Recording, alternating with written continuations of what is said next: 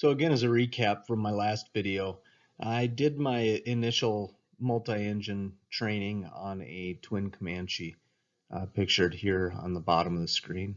My MEI, I made the transition to a Diamond DA-42. Substantial differences between the two aircraft. So again, for me, there was a lot to learn. I was almost going back to square one on some of the systems, being that this is a FADEC and ECU controlled engines. So some big differences. So this one here, I'm just going to overview the differences between feathering from one aircraft to the other.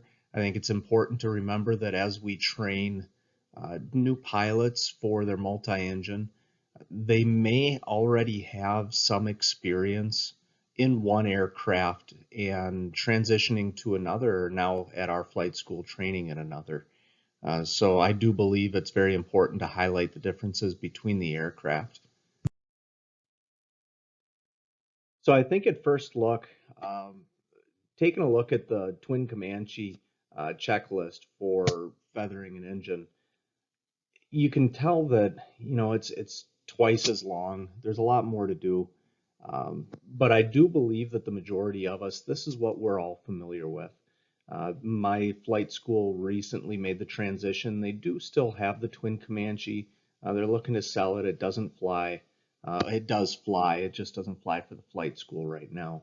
All of the training is done in the Diamond DA-42. So again, I had to make the transition over. Love the aircraft.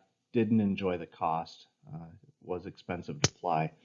But looking at the differences between the two, you can see with the new systems, the FADEC and the ECU controlled engines, feathering an engine is incredibly simple. It's pulling power all the way back, and then essentially the engine master shuts everything down.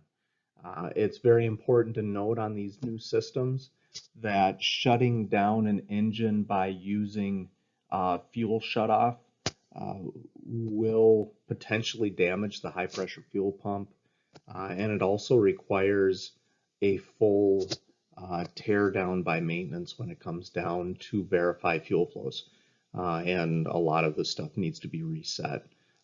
So stressing the importance as they're making the transition to make sure that fuel shutoff is not utilized for the shutdown of an engine.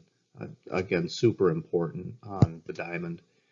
Going back to the Twin Comanche, like I said, this is the checklist that I think we're all fairly familiar with. Verifying the engine and pulling to idle, and then just going through the checklist from there. And the Diamond,